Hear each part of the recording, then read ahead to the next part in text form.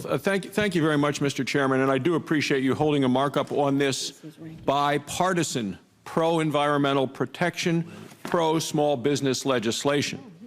S. 1140, the Federal Water Quality Protection Act, is legislation I introduced along with Democrat senators, Senator Donnelly, Senator Heitkamp, Senator Manchin, along with other members of this committee, including you, Mr. Chairman. This is legislation that will protect our nation's navigable waterways and the streams and wetlands that help keep our navigable waters clean. This bill is a testament to the hard work that both sides of the aisle have done in achieving an agreement on an environmental protection bill. Our rivers, our lakes, our wetlands, and other waterways are among America's most treasured resources. In my own home state of Wyoming, we have some of the most beautiful rivers in the world: the Snake River, the Wind River, dozens of others. The people of Wyoming are devoted to keep these waterways safe and pristine for their children and grandchildren. They understand that there is a right way and a wrong way to do this. It's possible to have reasonable regulations to help preserve our waterways while still respecting the difference between state waters and federal waters. Now, unfortunately, the rule that the EPA has released doesn't do that.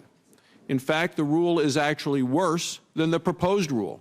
Now, this is important because many of my colleagues have been waiting for the rule to be released and gave the administration the benefit of the doubt. But I am here to tell you that no matter what concessions EPA has claimed, they added new provisions that greatly expand their authority. For example, instead of clarifying the difference between a stream and erosion of the land, the rule defines tributaries to include any place where EPA thinks it sees a, believe this, ordinary high water mark. Well, what looks like, not what is, but the EPA says what looks like a high water mark. Even worse, EPA proposes to make these decisions from their desks, using aerial photographs and laser-generated images, claiming a field visit isn't necessary.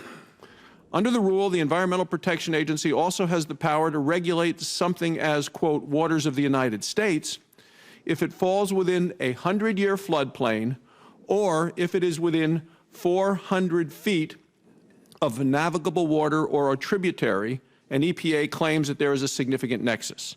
So under this rule, significant nexus means a water feature that provides, quote, life cycle-dependent aquatic habitat for a species. Well, if you start drawing 4,000-foot circles around everything that the EPA identifies as a tributary, and everywhere there is a potential aquatic habitat for birds and fish in that area, I expect nearly the whole country would be included, the whole country. And Mr. Chairman, this isn't just me. This is from the economic analysis of the EPA Army Clean Water Rule, May 2015, this year. This is what the EPA says to confirm my suspicions. Said the agencies have determined that the vast majority of the nation's water, not the state's water, not the county's water, not local water, but the nation's water, they think they own it all, the nation's water features are located within 4,000 feet of a covered tributary, traditional navigable water, interstate water, or territorial sea. We believe, therefore, that very few waters will be located outside of 4,000 feet and within a 100-year floodplain. They believe they can control it all.